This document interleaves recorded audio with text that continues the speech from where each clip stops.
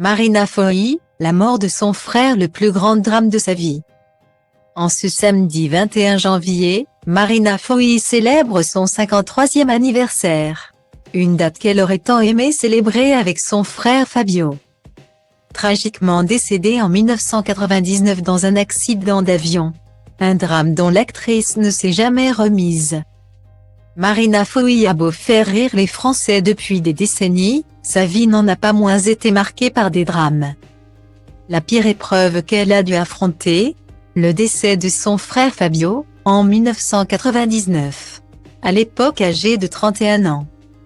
Il était décédé dans un accident d'avion en se rendant à une manifestation de voltige aérienne à laquelle il devait participer.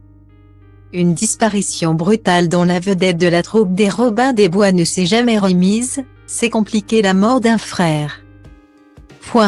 J'ai eu mal au ventre pendant 2 ans après sa mort, avait-elle déclaré en 2013 dans les colonnes du magazine Psychologie. C'est dans ce même magazine que, 4 ans plus tard, en 2017, elle avait à nouveau évoqué le sujet.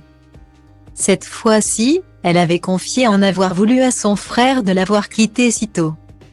Même s'il n'était pas responsable, la jeune femme qu'elle était alors s'était sentie abandonnée.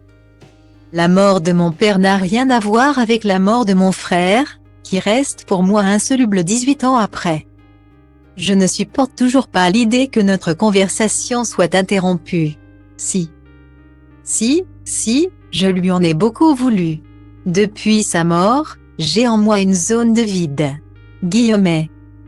Marina Foï l'avoue, elle ne se remettra sûrement jamais de la perte de ce frère dont elle était si proche.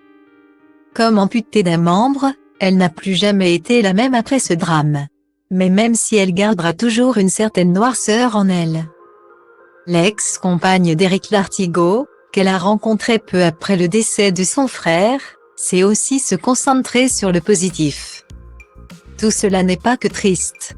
Évidemment que je préférerais que mon grand frère soit vivant.